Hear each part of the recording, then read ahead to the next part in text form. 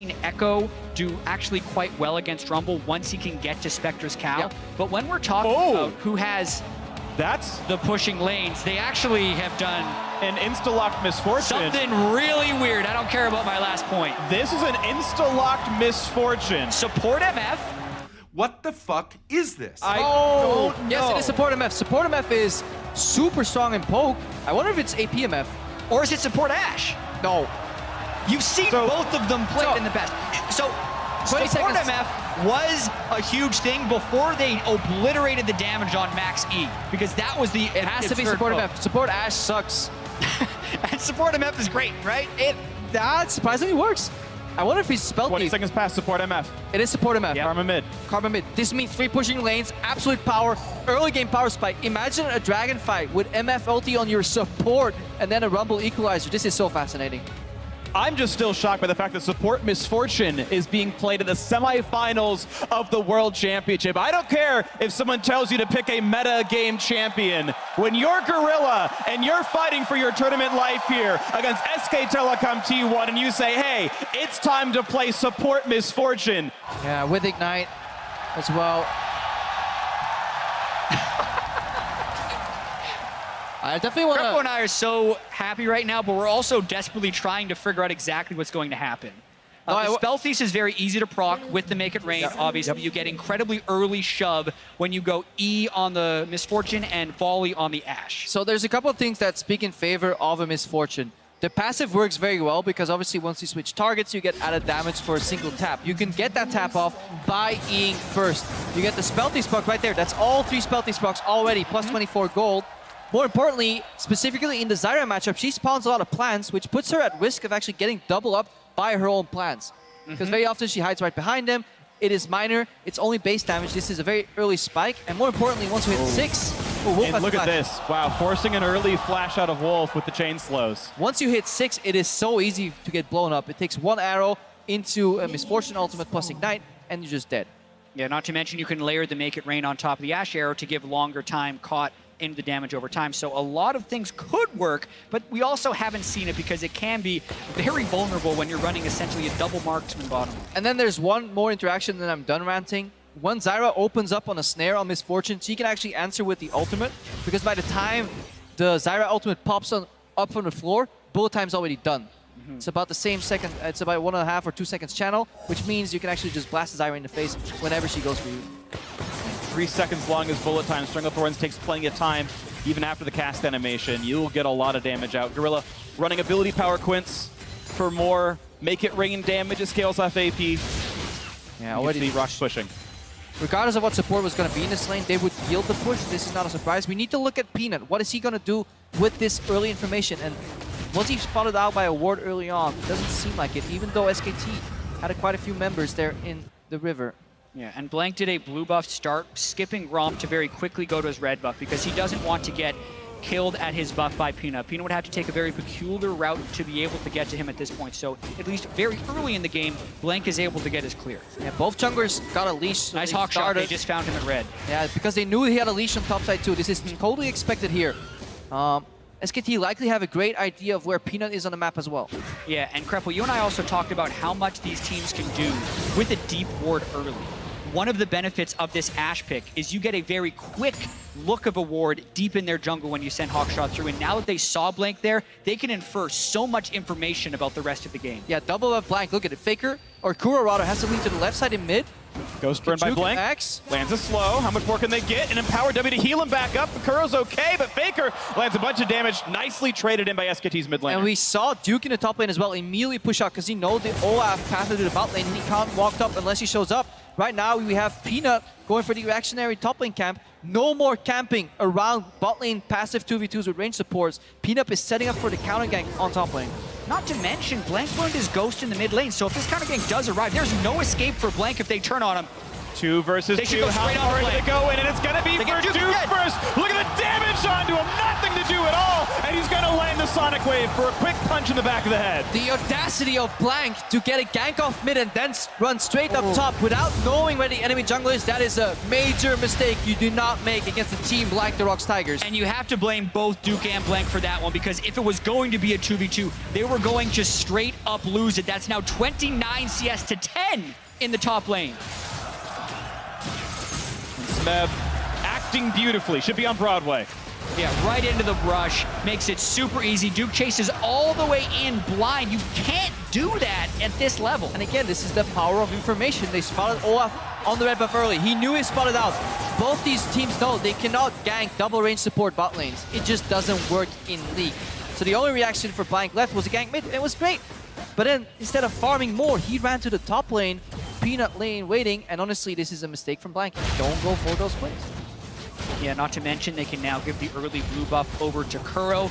He hadn't necessarily been pushing Faker in early because Blank made the visit with Ghost, but when he gets this blue buff, goes back to base, this will be the 3 pushing lanes we talked about, and it allows Peanut complete freedom to try and go and make plays. This feels like the perfect ROX Tigers early game. Smeb's on a carry. He's ahead. Peanut's ganks worked out. Kuro's fine in the mid lane, gets a blue buff, but now it's turning a little bit sour. He has to flash away from Blank. That upsets what was looking almost perfect before.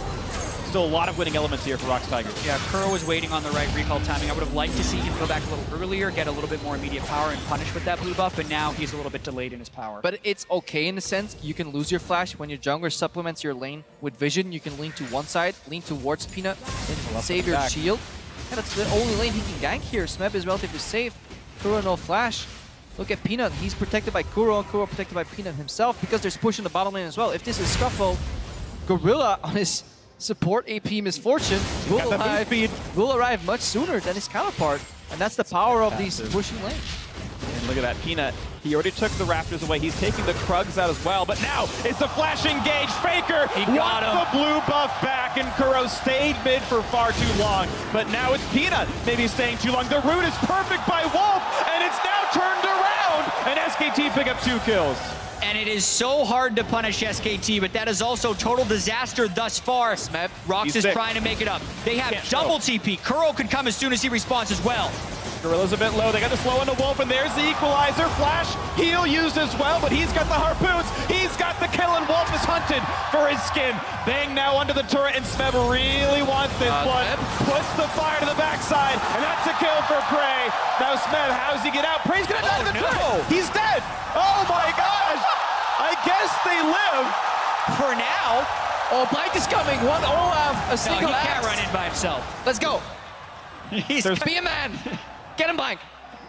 Kuro says no. That play is successful with the kills, but it takes so long. Look at the lanes for SKT. They're pushing back. Watching this one more time. Double TP, trying to get in on them. He lands the harpoon post-flash, which makes sure that he's able to secure that kill. Then they just look to speed themselves in because the combat back at the turret gives the rest of the team some speed, and they just go straight into the second-tier turret and get him out too. Look at this. This is teamwork. Honestly, this is good communication. To pull that off on world stage, to go for that bounty of a play instead of just letting him die. Because imagine if you fumble that play. That's such a big mental hit right now. And they didn't lose that much because they pushed up their lanes adequately before. Would you actually trade? I guess you'd trade those 2 summoners for a kill? I think feels weird. You just want to get him back in base ASAP, have him back on the roll. Really don't want him to die right there. Don't give more power to the bot lane. They're starved as well. This is a 40 CS tier Ezreal, 20 CS down, no summoners. If you visit him one more time, he's dead again. You just really don't want to give him any kills. Yeah, it's going to be a while before he can actually get to some powerful items, and the teleport cooldowns really aren't that long in that context. You can already see Kuro and Smeb have the ability to make a double TP play. They're always going to have that lane shoved. They're hoping to get deep vision within the red jungle of SKT, and I absolutely think that's their game plan, is to try and dive that lane over and over. And the pain point is about to happen. Once Prey and GorillA, look, they're parking this lane right here. They're done pushing. They want to hit level 6 and then have the zoning threat of a Misfortune bullet time after that E. Because you E on Misfortune, you slow him down. It's the easiest arrow of your life to hit. And then, like, Prey doesn't even need that. Like, he can hit any arrow anyways, and then you just follow up with your ultimate combos, and they're dead. And keep in mind, as you mentioned, trying to tower dive champion, there's now a TP advantage for SKT. Duke has it, Smeb does not. Kuro cannot match either. His teleport is down, so SKT can pile drive bot lane, generally speaking, easier, assuming all else stays equal. And it's something that ROX should have to play around. And I love the emphasis Peanut is putting on these Scuttle Crabs here. Safe ward over the wall. Look at he doesn't face check to get the optimal ward over in that little brush right there. Safety and face check super important. He gets the Scuttle Crab for his bot lane, which means they can play safe and play aggressive. Ash arrow. Arrows land on the Wolf, and it's just going to be too much damage, too fast. Teleports be damned. Who cares? A 2-on-2 kill for the ROX bottom How do lane. you beat Zyra? Poke! You outrange it. Blast the Misfortune, make it rain, arrow in her face, she can't escape. There is nothing Wolf can do because the summoners got blown earlier in that double TP trade. And specifically, they held the lane on their side, so by the time they hit level 6, they would have access to SKT. Beautiful play by that ROX duo lane. Yeah, chipping rather the turret down afterwards, flank goes in. Gotta be real careful. He walked in to grab a Q. I guess he's all right with this one. There is not that much threat. Spina had his ulti after all. And they play it beautifully. They amass the wave on their side, let it stack up, and then they use that massive minion wave as they go for an aggressive play. If it works, they poke them out of lane and they get free chip damage anyways on the turret. This is very coordinated ROX Tigers. We also have to point out that they're running a support MF, a mid lane Karma, and a top lane Rumble. They don't have the insane late game scaling. This is the type of aggressive play they're going to have to continue to make. And they can't have those mini plays where Peanut gets caught in the jungle or Faker gets a solo kill onto Kuro. Those things can't happen if they want to snowball this game. Yeah, that's why you see those 2 teleports in the bot lane. They want to get that tier 1 tower down ASAP so they can unlock the Infernal Dragon. They want to keep taking these breaks here. That's how you, in the current meta, can draft an early game team. We know real late game is you just stack objectives. You get 3 dragons and a baron, and then you beat whatever power disparity there is in gold or in scaling. Yeah, and how many Infernal Drakes are we going to see in this series? This is now 4 out of 5 dragon spawns have been Infernal. Feels a little scripted. We knew this was going to be a fiery matchup. Peanut, Papa Smithy's talking about him spitting fire before this game. He was alluding to it. We wrote him that line. That's how it works. And the cutie pie was right all along. Prey's going to crit next attack. Bang right now, 68 CS. He is down over 30 right now in this matchup, and he is constantly afraid, and he can't actually go QSS early in this matchup. We saw it in the previous one with the Caitlyn. Ezreal already has a build layer in the tier built in, so he can't go for an early QSS. So the next arrow from Prey is going to be a potential threat or a flash burner. Yeah, and the kill distribution for ROX is also super ideal. Having 2 kills onto Prey already. When we talk about them not having spectacular scaling from the mid lane and jungle position, Ashe with the mid lane Karma can actually be a very strong late game hyper carry, and he's well on his way, not only with the 2 kills, but also because Bang's build is so delayed, and the ability for SKT to deny farm on Prey is extremely low. Yeah. You have to switch the narrative a little bit though and look at SKT as well. How do they get back here? They have some things going for them. Duke is hitting the breaking point of this matchup. When he gets Merc threats in addition to that Spectre's Cowl, he will actually start out trading Smeb. He's doing it right now. Peanut's Blank's actually coming up here to try and get a dive, maybe. And it could be the turning point. Smeb has teleported. You need to use the teleport on the map in a 2v1 or 1v1. He is losing. Has flash, has ulti, decides to ult the wave and say it's only Blank who can chase him, but that's still a ghostable Olaf, and that requires the flash out of this one. Not much turret damage going to be had because of the ulti. So does the best he can. Another pain point for ROX Tigers is Faker in his mid lane. He is towering up in CS as well. That's exactly why Peanut is pressuring. This tier 1 tower is so important to take down. Ooh, splits the uprights. No kill to be had, but it does mean a lot of pressure on this turret. Peanut's going to stay there for a bit more damage, but Prey actually switches back to hitting minions. They will need at least 1 more wave. The question is, how good is Bang and Wolf's wave crew? They burn Stranglethorns on it, and he is going to do that to try to buy a little bit more time. Ooh, but here's the flash engage. Peanut flashes to land the Q, and now it's Wolf on the wrong side. He's spacing out, so he can land the kick if he needs to. That's all the damage they need. Wolf goes down, he saves his summoner spells, and it's also the first turn of the game going to ROX Tigers. That is a 3,500 gold lead, short up slightly by top lane, going down. SKT finding some movements back in, but it's ROX ahead a lot. And it adds to their game plan. They're going to keep the 5 people down here, trying to get as much power right here as possible, then transition that squad to different lanes after they can secure the second tier turret. However, they are losing turrets on the rest of the map as well. Top lane is gone. Faker well on his way to chipping down that mid lane turret.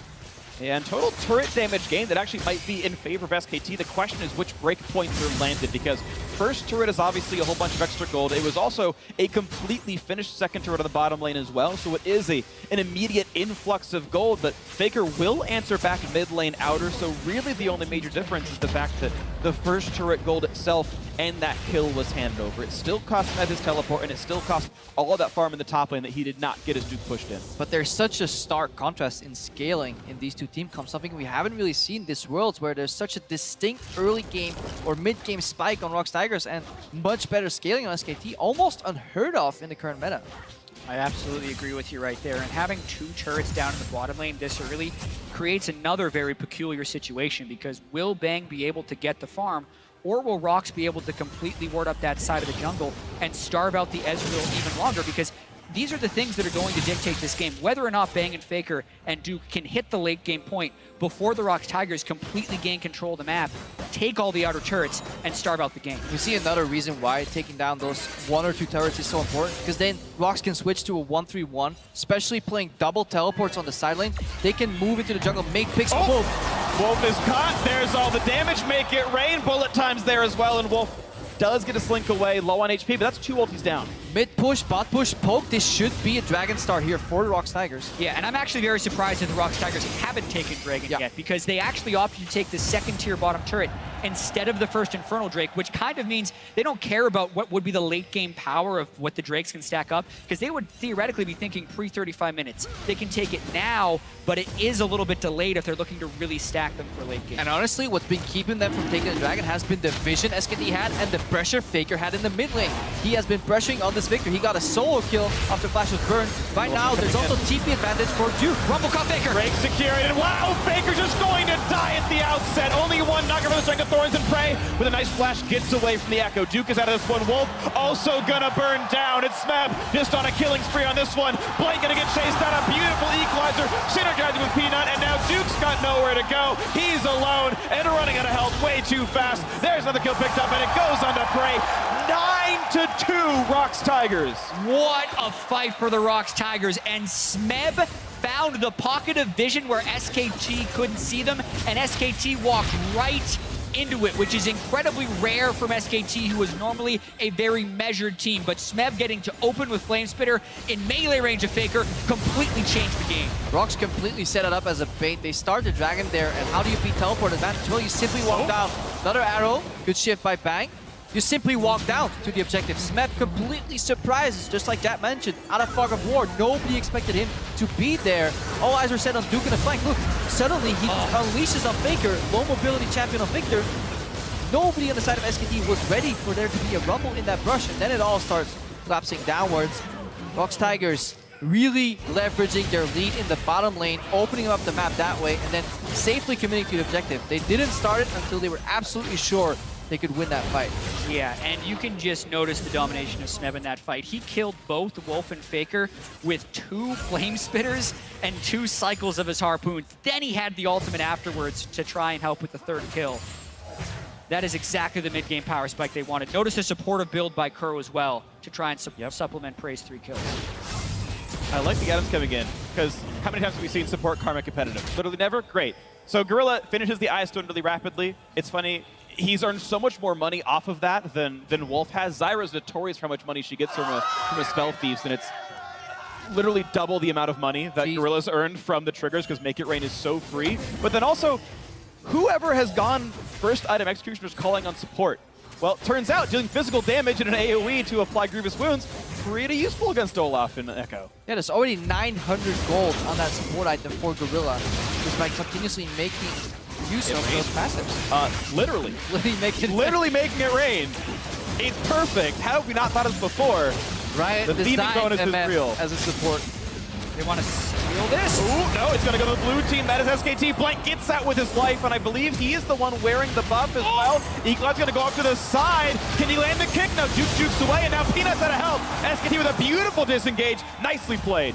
And even though ROX has an extremely large early game advantage, it's mistakes like that that could cost them the game if they keep making these things. That's twice now Peanut is overextended. It is the nature of their style. They continuously go for high tempo, high aggression plays where sometimes there's a risk of failure, but over a large sample size of these plays, it generally works out for them. That's why they keep sticking to it, and that's why nobody minds them going for these plays.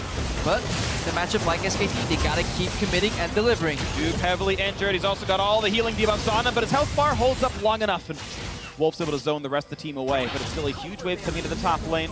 The shields are there, so they tank it up, and that will be another turret picked up. This will be the 4-2 turret scoreline, I think, here for ROX Tigers. If they can hold on with this wave, they are getting chipped down, and yes, they will have to wait it out just for now. The stun's not going to Really risk out, and oh, Duke is rooted. He can't ult in time, and Kuro's getting the kill credit, the turret as well. Look at the lead, 5,000 ROX Tigers. Duke didn't even have his ultimate.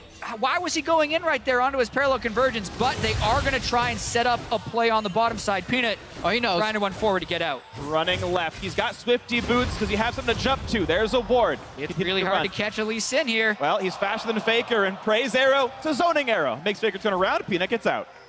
Makes it out somehow. He knew the gank was coming here, and most importantly, the tower's not chipped because the wave has disappeared here. So SKT kind of skirmishing for kills, but they're not taking objectives. ROX always tie their kills to objectives right now. That's why they're amassing such a large gold lead. And it's going to keep going. It's interesting because SKT has actually opted into fighting more than, honestly, I would have expected. If we're talking about a ROX Tigers comp, that's going to get outscaled. I think Infernal Drake or not.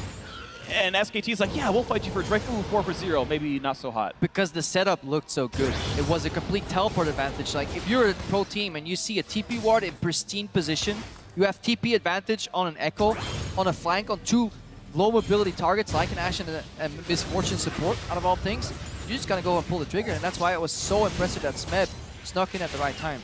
Yeah, now we really get to see if ROX can close here on a giant stage because they are up 5,000 gold. We know they're on a timer.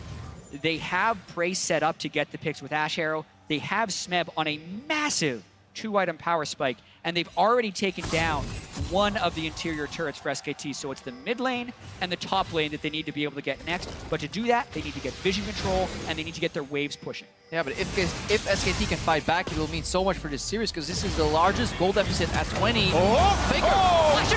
with one of the worst flashes.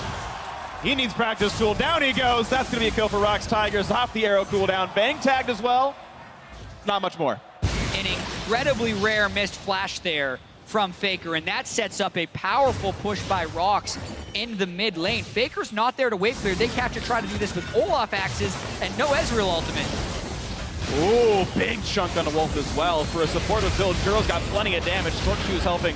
Force for the kickback. Oh my gosh, that damage. Yeah, that is when you go Hexfinger on Lee Sin. It feels pretty good. Mid lane turret's gone. Yeah, the momentum for ROX here, it's very palpable. They have a really rough early start to game 1, but they fight their way back in multiple times in very creative ways. Then they come out with the support MF and start swinging here. Look at Faker. Everybody in Twitch chat would have landed that flash. Oh, goodness. He was trying to flash the big wall because that corridor itself, with the angle of the Ashe Arrow, he wasn't finding a good way to flash it sideways, but a rare moment of panic and a wasted flash there from Faker. Another dragon here. We missed that, but that's another mountain here. Yeah. The RNG is definitely working out for ROX Tigers. They're getting objective-based or scaling-based dragons continuously, and that's what they need. That's like the dream for early game comps like them. I mean, talking about it on a statistical level, Infernal Drake is actually best when you have a gold lead. It on average means less if you're behind, but absolutely now ROX Tigers feeling good at the 6,000 gold lead. More stats ahead, of course, and if they ever go for an objective, they'll kill it pretty quickly. Peanut, once again, going to find Blank, who's just chipped down by the early magic penetration. Speb lights him on fire with a harpoon. That's painful as well, and ROX Tigers getting pushed in a bit, though. Yeah, notice how SKT is trying really hard to get vision control over the Baron area. And with Mountain Drake, that's exactly what ROX would want for a 22-minute Baron. If SKT is just to concede the Baron, they probably lose the game. Because 6,000 gold into a 4,500 gold Baron power play opens up an inhibitor and gives them a 10,000 gold lead. That's the game. So SKT is actually in a very dire situation in this match where they have to fight an early game team who is in the midst of a power spike, 22 minutes, to contest the Baron that ROX is going to try and force. And then we need to look at how can they do that. And the only way that seems conceivable is, honestly, ROX overreaching, which can happen, but it's unlikely given the way they've played so far. There's only been minor overreachings from Peanut. The other way is a TP flank from Duke. And to set up a TP flank, you need a lot of deep wards, but if ROX play it well, that possibility will be eliminated. And that makes it incredibly hard for SKT to walk into this comp with a Rumble and Ashe and Azira. I agree, and I also want to talk about the Rift Herald that SKT got for Duke, because they're hoping that they can stall this Baron long enough by having good pressure in the bottom lane from Duke with the help of the Rift Herald, and then just delay ROX as much as possible, or force them into an odd number fight. Or if they can get division control when ROX sends 2 people for Duke, then they could potentially get a pick. These are the few ways that SKT could stall, although ROX Tigers clearly in the driver's seat. Definitely in the driver's seat, and also playing much more to their identity, you know, putting a carry on Smeb, very early aggression, mixing an early game aggressive jungler with strong pushing lane zero. It all ties together, and ROX get rewarded for their choices as well here. Complete surprise here with the Misfortune, allowing the Karma finally to be flexed. So often we had Karma support. See this duel. Another battle. Duke should feel pretty good fighting Smeb. Equal level. He's kept up with that one pretty well. And Smeb not even fighting during the overheat. Just doesn't want to punch for that extra damage. He knows he's going to lose that trade. Yeah, 0-3 Echo versus 4-0-4 Rumble. Still wins the duel. So it definitely tells you so much about the matchup and how there is still a timer on the side lane. And if there's one matchup that you want to win, it is always the side lane pressure one in competitive league. And it's twice in a row now that SKT have picked top lane second, found a matchup that seems to be pushing better later on as the matchup unwinds. And it's the price ROX paid in Champ Select for saying, hey, we're going to hide this Karma as a flex. We're going to pick top lines so we can hold it for a little bit longer, and SKT gets a counter pick, and it's paying off at least a little bit.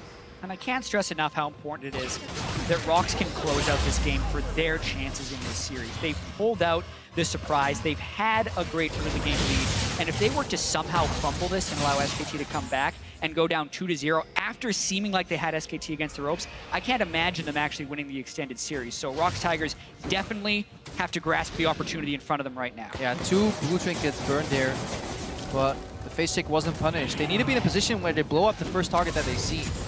And also, Smeb just wants to join with teleport. That's what we're looking for. If you are the ROX Tigers right now, you want to rob any of the vision in the river. But the problem is, their setup is just inadequate. They don't have enough pink wards to accurately make it work. They need more river pinks. Just sweepers is not enough. Instead, they're going on the offensive.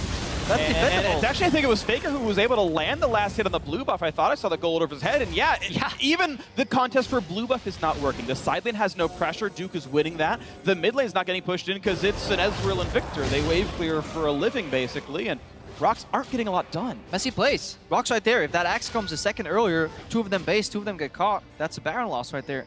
Their Baron setup that they committed it so hard, multiple members there, was just done poorly. Yeah, and you look now, SKT still has pretty strong vision within their own jungle, which is where they could get caught. And there's no turret here for Kuro. The top side, pink wards go down for the teleport. What else can they get? Kuro trying to heal up in time, and he can't blank, gets the shutdown, he gets the kill. What's Kuro doing there? Why is he there? He's pushing a side lane with no river vision. He just had 4 of his teammates back in that brush, if not 3. This is another mismatch of ROX. They're losing their late game finesse. Absolutely, and that's the second time Kuro's been in a bad spot right when it seemed like ROX was going to take control of the whole game. There was very early on when ROX got a bunch of advantages. Faker solo kills him in the mid lane. Here, everyone else recalls while SKT actually has decent vision control, and he not only dies, but burns his flash while dying, which completely diminishes the pressure. Arrow on the bingo. The damage is here. He's able to flash away in time, but it's still Peanut on the chase. Gets a kick back, but doesn't quite get enough for it. That is still Bang missing all of his summoners now. A reveal, and ROX Tigers hoping to take control back to the top river. Yeah, but Smeb didn't go back to bot lane. ROX want a hard force because there's no teleport on Smeb. They may even just commit to the Baron. Yeah, no teleport on Duke, rather. And they're going in, because here's Kuro with his teleport. Smeb a bit low, takes plenty of damage, but has no equalizer to cast either, and the Make It Rain doesn't do much.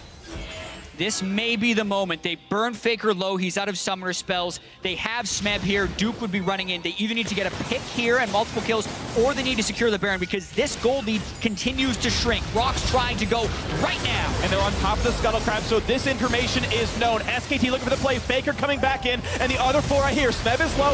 No ulti on him. No arrow just yet either. It's Flank popping the ulti. 1,000 health on Baron. What's it going to be? The shutdown of the Olaf, and the secure for Peanut. The re-engage for Faker. He's gonna pick up one. So far it's a 4 versus 4. Baron buff still on ROX. Prey dodging away from the CC, but he could get back. He could get shut down, but he trades it back, and Prey stays alive. Duke makes the big play, shuts down the AD carry, but he will get kicked down, and he will get picked off. 4 for 2, and the Baron secure for ROX. The instantaneous communication, realizing they could turn this fight. So many teams would have just left Prey to die, but they realized they can turn it around. And ROX Tigers knew they needed to go now. I love the focus when Blank tries to move in for the first steal. They all go to damage Blank before the Baron can be in smite range. And from there, Faker goes in. This is the moment you're talking about, Kreppel, where they recognize they can turn it around. I mean, they could easily secure 3 buffs here. Prey flashes defensively, goes for stun, and turns like...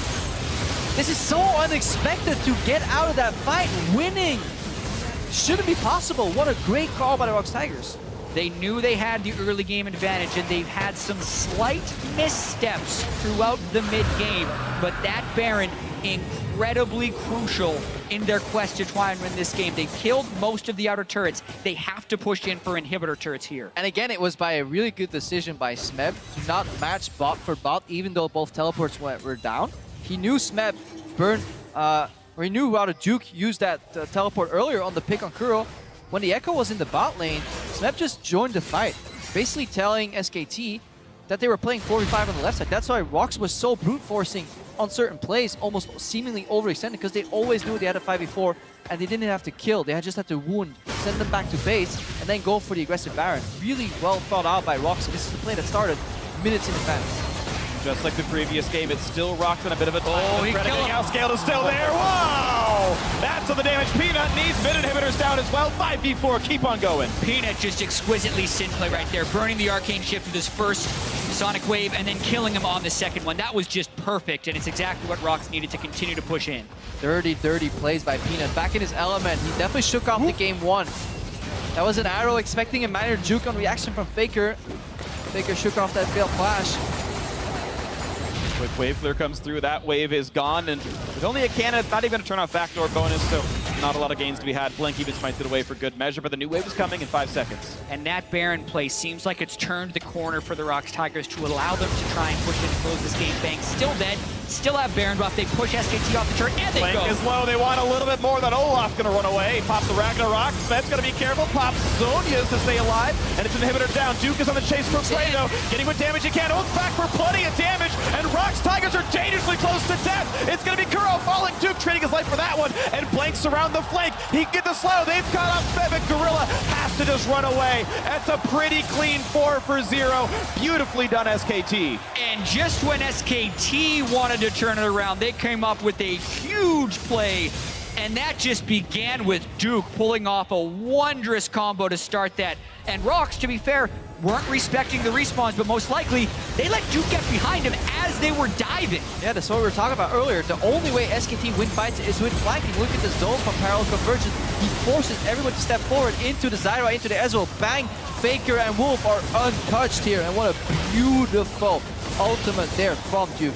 He still had the Guardian Angel at the end of the fight as well. Faker was able to just chase at the end of the fight. Blank sticks around from the side of the wall to land axe after axe, and even though ROX Tigers pulled off that great Baron play, the gold lead is kind of forfeit. We're back to about 1,000 gold different than what it was before ROX even got the Baron, and SKT will still have a chance. They absolutely do. 5,000 gold difference, not the worst to be had. You just saw the end result of Bang running up the map and stealing a red buff at the end result of that team fight, knowing there's no contest, taking everything he possibly could, like stealing a red away, getting on an Ezreal feels really good. And we gotta look at the wardrobe now, because Duke is looking for a repeat of that scenario around the next Infernal Dragon. That's the one that's gonna spawn. Both these teams are already setting up for the Dragon. Yeah, setting for Dragon, but also making what plays they can. Peanut was in a pretty dangerous spot, but thankfully wasn't really spotted. Still got an Olaf chasing, though. He could get surrounded. ROX is in a really weird position right now, though. Prey and GorillA are both shoving the top lane, so SKT know that ROX can't get the backup. This is going to be dangerous. Peanut's going to keep running. Wolf's going to look for the... Oh, not going to get the root, but the Strength of Thorns will land. The kickback doesn't mean much to Blank, and that should be a kill onto the ROX Tigers jungler. But he's just buying time. Yeah, pushing the bottom side. This is what SKT is trying to punish. They're going to get the inhibitor. GorillA putting down 5 damage auto attacks, doing what he can to keep mid lane alive because top inhib has been killed, and they even got the pick off on Bang. ROX doesn't actually have to stop pushing right now. They can delay the recalls. The arrow! Dash arrows. Look at the arrow! Get teleport. He's gonna stop it! He stopped Duke, which means they can push. It's now on Wolf. It's a teleport coming in for Smep and Curl. How much more can be done? They want to win right now. The tank. Wolf running out of health. He's gonna die off. Onto the turrets they go, but the minions are gone, and it's too much. SKT are here to defend. This is a difficult 3v2. Pushing down Duke, down below 1,000. Ults back on towards Prey. Push back yet again, but Smep's running low. But they get it. It's on the Nexus. They're trying to burn it down. Is this not gonna be enough? It's not. ROX Tigers answer back with game 2. I love this series. Back and forth and back again. ROX Tigers looked like SKT was going to be able to bring it back on them, and by pushing from the middle of the map all the way through to the Nexus, the cross-map bash arrow to interrupt the teleport, the chase kills as SKT tried to fumble back for the defense of their Nexus. Unbelievable manner in which ROX finished that game.